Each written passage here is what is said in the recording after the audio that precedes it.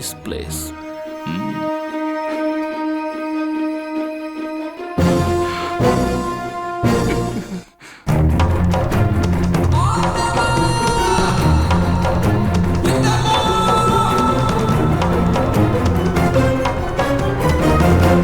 నమస్కారం గురు.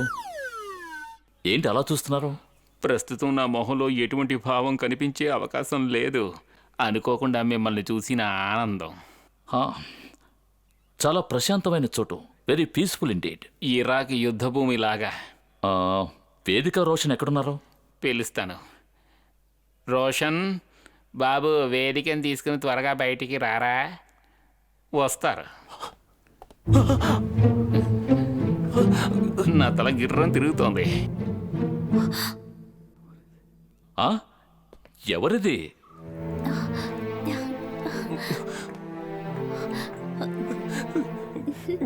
You look great and sweet. నేను మలేషియాలో చూసిన వాడివేనా నువ్వు?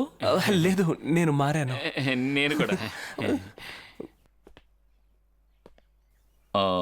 మీ అమ్మ నాన్నల ఫోటోనే కదా? ఇదా?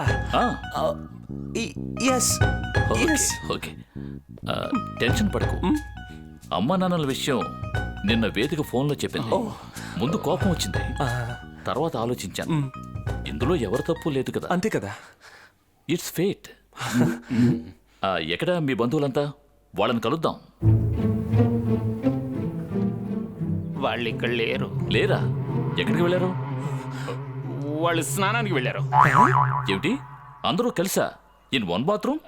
కాదు, సామూహిక స్నానం. బాత్రూమ్ లో మాత్రం కాదు, వాళ్ళ పూర్వీకులు తవ్వించిన కోనేట్లో కుటుంబం అంతా కలిసి స్నానం చేస్తామని మొక్కు. అందరూ అక్కడే కలిసి చస్తామని కూడా చెప్పారు. కాదు, అందరూ స్నానం చేసి వెంటనే వస్తామని చెప్పారు. మీరు వెళ్ళి ఫ్రెష్ అవ్వండి. ఓకే. వేదిక, గోపి ఎక్కడా?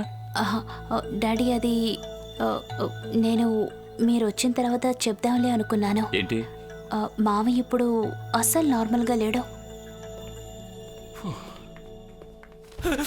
అయ్యో బావా, నువ్వే నన్ను కాపాడాలి. వీళ్ళు నన్ను చంపేస్తారు. నాకు పిచ్చే లేదు.